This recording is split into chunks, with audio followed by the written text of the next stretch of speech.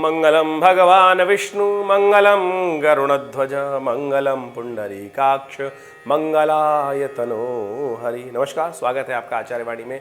मैं आचार्य विक्रमादित्य आपके साथ हूं और आज का विषय जो हमारा है मेष राशि वालों के लिए नवंबर का अंतिम भाग क्या कुछ लेके आया है, भाग्य में क्या कुछ होने के योग हैं, भाग्य क्या खेल आपके साथ खेलेगा। देखिए, शास्त्र कहता है भाग्यम फलति सर्वत्र न च विद्या न च पौरुषम। ये वास्तविक तौर पर एक प्रमाणिक बात है और इसको समझ लेना चाहिए कि भाग्य के खेल बड़े निराले होते हैं और भाग्य को पढ़ने का तरीका ज्योतिष विज्ञान के माध्यम से बहुत ग्रहों की चाल को देखते हुए समझ सकते हैं कि भाग्य हमें क्या कुछ कराने की तरफ लेके जा रहा है और कर्म को उसी तरफ यदि हम शुभ रूप को देखते हुए मोड़ दें तो बहुत कुछ प्राप्ति के योग बना सकते हैं। तो मेष राशि वालों, नवंबर के अंतिम भाग में आपकी राशि के अनुसार से यदि हम बात करें तो बहुत कुछ परिवर्तन के योग दिखाई देते हैं। एक तो बड़ा महत्वपूर्ण परिवर्तन यह है कि बृहस्पति आपकी राशि में ही चल रहे हैं। इस वक्त राहु से के ग्रास से हट चुके हैं, लेकिन सामने शुक्र देव आने वाले हैं इसी नवंबर के अंतिम भाग में और बृहस्पति और शुक्र का समसप्तक योग बनेगा और कहा जाता है कि ये बड़ा विचित्र योग माना जाता है और इसके द्वारा एक तरफ से दैत्य गुरु एक तरफ से राक्षस गुरु दोनों आमने सामने होंगे। तो आपको अपनी चालों पर ध्यान देना पड़ेगा। कहीं हल्की सी चाल कहीं आपस में जो विशेष तौर पर डिफरेंस ऑफ ओपिनियन ना उत्पन्न कर दे। बार बार कई जगहों में डिफरेंस ऑफ ओपिनियन की बात आ सकती है। खैर, पूरी तरह समझ लें क्या कुछ होने के योग है। इसके साथ साथ बुध भी परिवर्तन की तरफ जाएंगे इन्हीं नवंबर के अंतिम भागों में। तो क्या कुछ आपकी राशि के साथ दिन पर दिन होगा वो हम आपको सिलसिलेवार तरीके से बताते हैं। देखिए, विशेष तौर पर एक बात और समझ लें कि इन दिनों ग्रहों के योगायोग जो बन रहे हैं वो कई प्रकार के आपके जीवन में उत्थान के योग भी देने वाले हैं। यदि 23 नवंबर की हम बात करें, 23 नवंबर को बृहस्पतिवार का अवसर है, कार्तिक का महीना चल रहा है, एकादशी है, देवउठनी एकादशी, बड़ा सुंदर मुहूर्त है और कहा जाता है कि भगवान विष्णु जो शेषशैया पर विश्राम करने चले जाते हैं 4 महीने बाद पुनः जागृत होते हैं और फिर संसार का समस्त कार्य पालन का कार्य स्वयं अपने हाथों से करते हैं। इस दिन तुलसी विवाह भी का भी सुंदर योग बनता है। तो हमें अपनी श्रद्धा के अनुसार से भगवान विष्णु का पूजन, उनका स्नान, शालिग्राम जी का विशेष पूजन अवश्य करने का प्रयास करना चाहिए। तुलसी उनमें अर्पित करनी चाहिए और कहा जाता है कि जीवन में यदि हम कन्यादान कर सके तो बहुत सुंदर लाभ प्राप्ति के योग बनते हैं और इसी प्रकार से हर वर्ष एक तुलसी विवाह यदि कर ले तो कन्यादान के समान ही जीवन में पुण्यों का उदय करने का योग बन जाता है। यदि हम बात करें 23 नवंबर की आपकी राशि के अनुसार से तो हमें थोड़ा सा कष्ट दिखाई देता है, खर्चे बढ़ने के योग दिखाई देते हैं, अननेसेसरी के जुर्माने कुछ परेशान करने के योग दे सकते हैं। और साथ साथ एक बात और समझिएगा, उस दिन भद्रा भी विद्यमान है जो सुबह 10-10:15 बजे के आसपास से लेकर करीब करीब रात्रि में 9 बजे तक रहेगी। वैसे तो अनसूट साया है, बहुत सारे लोग इसी प्रकार भ्रांति में रहते हैं कि हम अपने जो भी कार्य करना चाहते हैं उसमें कर लें, लेकिन भद्रा है, इस बात का ध्यान रखें, भद्रा का दोष लगता है। तो इस बात का ध्यान रखना है कि अनसूट साय का जो उपयोग करना है वो करीब 10:15 से पहले आप कर सकते हैं नए कार्यों को आरंभ करने के लिए, लेकिन उसके बाद कहीं ना कहीं विघ्न उत्पन्न होने के योग बन सकते हैं समस्त कार्यों में। तो जो भी कार्य करने हैं उनके अनुसार से ज्योतिष परामर्श लेने के बाद ही करने का प्रयास करें। जैसा हमने कहा कि ग्रहों के योग आपके लिए थोड़े से जुर्माने वाले दिखाई देते हैं, अननेसेसरी के खर्चे बढ़ाने वाले दिखाई देते हैं। तो उनको ठीक करने के लिए सबसे अच्छा ये रहेगा कि भगवान विष्णु की उपासना करें। भगवान विष्णु को विशेष तौर पर आप गंगा जल से पंचामृत बनाकर फिर उनका स्नान कराकर चरणामृत ग्रहण करने का प्रयास कीजिएगा। स्वास्थ्य भी ठीक रहेगा और साथ साथ ये कष्ट होने के योग भी कट जाएंगे। वहीं 24 नवंबर की यदि हम बात करें तो ग्रह गणना विशेष तौर पर उस दिन जो बता रही है एक विशेष योग बनाती दिखाई दे रही है। शुक्रवार का और द्वादशी का सुंदर योग बन रहा है, चंद्रमा परिवर्तन की तरफ जा रहे हैं, मध्याह्न के बाद चंद्रमा परिवर्तन की तरफ जाएंगे। तो यानी सुबह थोड़ी भारी दिखाई देती है और शाम के समय परिवर्तन का योग दिखाई देता है, नई एनर्जी बढ़ने के योग बन सकते हैं। तो इसलिए कोशिश करें सुबह की जरूरी काम है शाम की तरफ डिले करने का प्रयास कीजिए। कोई इंपॉर्टेंट डिसीजन लेना हो और ख़ासतौर पर कोई महत्वपूर्ण कार्य करना हो तो शाम की तरफ ले जाने का आप प्रयास करेंगे तो आपके लिए अच्छा रहेगा। शुक्रवार का अवसर है, द्वादशी योग बन रही है सुंदर तरीके से, तो गौ पूजन करें, गौ को आशीर्वाद देने का प्रयास करें, कुछ हाथ की रोटी बनाकर गाय को खिलाएं तो आशीर्वाद मिलेगा, कल्याण भी होगा। और कार्तिक का महीना चल रहा है तो इससे सुंदर योग क्या हो सकता है। 25 नवंबर की ग्रह गणना की मेरी बात करें तो उस दिन शनिवार का अवसर है, त्रयोदशी तिथि और शनि प्रदोष का योग बन रहा है और साथ साथ बैकुंठ चतुर्दशी भी इसको बोला जाता है और रवि योग भी विद्यमान है जो सुबह सुबह करीब करीब यदि हम बात करें तो 2:55 के बाद बन जाएगा। तो ये मुहूर्त भी अच्छा दिखाई देता है। शनि प्रदोष का योग बन रहा है, ये भी समस्त कष्टों को दूर करने वाला है।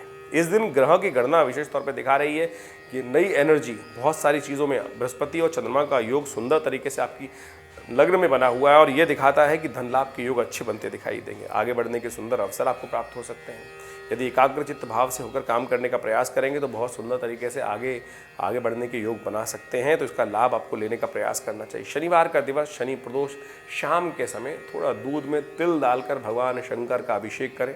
प्रदोष है, कल्याण के योग बनेंगे, आगे बढ़ने के योग बनेंगे, शनि के दोष भी समाप्त होने के योग बनेंगे। इस वक्त शनि महाराज वैसे आपके बड़े सुंदर चल रहे हैं, लेकिन शनि मंगल का जो टकराव चल रहा है वो कष्टकारी है। तो उसको ठीक करने के लिए शनि प्रदोष का योग है। थोड़ा सा दूध लेकर उसमें तिल डाल दीजिए और प्रदोष काल में तो विशेष तौर पे सुबह भी कर सकते हैं, शाम को तो अवश्य कीजिएगा। इससे शनि के तमाम कष्टों को दूर करने का अवसर प्राप्त होगा। शनि मंगल का टकराव और साथ साथ बृहस्पति और शुक्र का टकराव भी अभी होने के योग बन रहे हैं। तो आपको हम पहले से बता रहे हैं, तो इसलिए मन में डबल क्लैश होने के योग बन रहे हैं आपकी राशि के अनुसार से। सावधान होकर इन उपायों करें, कल्याण होगा। वहीं हम बात कर ले 26 नवंबर की, तो 26 नवंबर को ग्रह गणना विशेष तौर पर जो दिखा रही है, कई ग्रहों का परिवर्तन का योग बन रहा है। बुध भी धनु राशि में जा रहे हैं और ऐसे में इस परिवर्तन के अनुसार से आपके राशि के अनुसार से हमें जो दिखाई देता है ग्रहों का योग लाभ की स्थिति अच्छी प्रबल बनती दिखाई दे रही है। आप जो भी काम करें मन को एकाग्र करके करने का प्रयास करें। ग्रह आपके पूरी तरह से कई ग्रहों के अनुसार से पॉजिटिव चेंजेस आने के योग दिखाई दे रहे हैं। आपको स्वयं भी कुछ दिनों से लग रहा होगा कि आपके मनोमस्तिष्क में पॉजिटिव चेंजेस आने के योग बन रहे हैं। उसका पूर्ण लाभ आपको लेने का प्रयास करना चाहिए। अब समय आ गया है कि उसको अच्छे से यूटिलाइज करने का प्रयास कर लीजिए। देखिए, बुध परिवर्तन की तरफ जाएंगे अगले दिन सुबह करीब 6 बजे के आसपास, और ये परिवर्तन आपके लिए बड़ा महत्वपूर्ण होने वाला है। अष्टम भाव से निकलकर नवम भाव में जो बुध का ये परिवर्तन होगा, ये आपकी बहुत सारी कार्यकुशलता को बढ़ाने का प्रयास करेगा। इसका लाभ अभी आपको लेते हुए कार्य करने का प्रयास करना चाहिए। सुंदर योग बन रहा है, आगे बढ़ने का लाभ आप अवश्य लें। भगवान सूर्य का दिन है, सुबह सूर्य का अर्घ दें, कल्याण होगा, आगे बढ़ने के योग बनेंगे। वहीं 27 नवंबर की बात करें, सोमवार का अवसर, पूर्णिमा है और बड़ी सुंदर पूर्णिमा है, देव दिवाली। कहा जाता है कि इस देव दिवाली के दिन अवश्य हम लोग अमावस्या के दिन जो दिवाली मनाते हैं वो तो भगवान राम के शुभागमन के तौर पर मनाई जाती है, लेकिन वास्तविक दिवाली जो है वो कार्तिक पूर्णिमा ही है। गुरु पर्व का जो पर्व है, जिस दिन गुरु नानक देव जी की जयंती होती है, उस दिन देव दिवाली कहा जाता है कि समस्त देवता भी इस दिन धरा पर आते हैं और दीप दर्शन कर गंगा स्नान करने का शुभ लाभ लेने का प्रयास करते हैं। तो आप भी आपने दिवाली मनाई, लेकिन इस दिवाली को भी अवश्य हर्षोल्लास साथ मनाने का प्रयास करें, पूरे घर में प्रकाश करने का प्रयास करें। आमतौर पर लोग दिवाली के दिन ही मना के खत्म कर देते हैं, लेकिन देव दिवाली वास्तविक दिवाली है और इस दिन महालक्ष्मी का पूजन, देवताओं का पूजन अवश्य पूर्ण करने का प्रयास करना चाहिए। गंगा जल से स्नान करना चाहिए, कार्तिक स्नान पूर्ण होने के योग बनते हैं। ग्रह योग आपके लिए बड़े सुंदर बने हुए हैं और माँ का आशीर्वाद आपके लिए बड़ा लाभ देने के योग बनाएगा। ग्रहों के यूटिलाइज करने के लिए आपको सुंदर तरीके से आगे बढ़ने का प्रयास करना चाहिए। समय अच्छा है और एक बहुत सुंदर प्रकार का योग बन रहा है जो आपके लिए बहुत सुंदर रहेगा। आप किसी भी कार्य को करने से पहले यदि अपनी माता जी का आशीर्वाद लेकर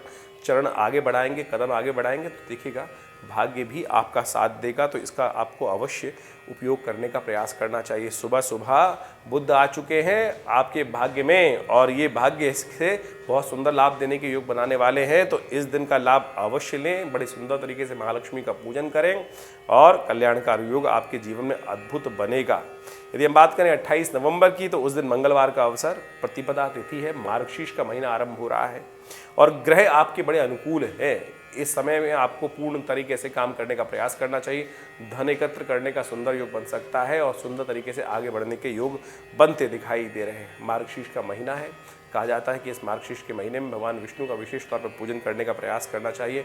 ओम पीताम्बराय नमः, इस मंत्र का ओम साथ मंत्र हम बता दें, ओम दामोदराय नमः।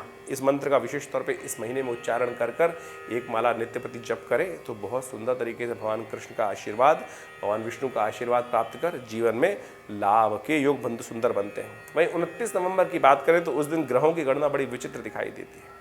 इस दिन बृहस्पति के सामने शुक्र आ जाएंगे और शुक्र जब तुला राशि में आ जाएंगे वो भी अपने घर के हो जाएंगे, तो देव गुरु और दैत्य गुरु के परस्पर आपस में संबंध बन जाएगा और ये संबंध संसार के दृष्टिकोण से थोड़ा कष्टमय दिखाई देता है। कहा जाता है कि धर्म के दृष्टिकोण से कई लोगों में जो विभिन्न धर्म के मतावलंबी होते हैं उनमें आपस में द्वंद्व उत्पन्न हो सकता है और इस वक्त देख रहे हैं हम विशेष तौर पर कई देशों के अंदर कैसी स्थिति बन रही है और ये सारी की सारी स्थिति दिखाती है कि कहीं ना कहीं कुछ क्लैश बढ़ने के योग दिखाई देते हैं।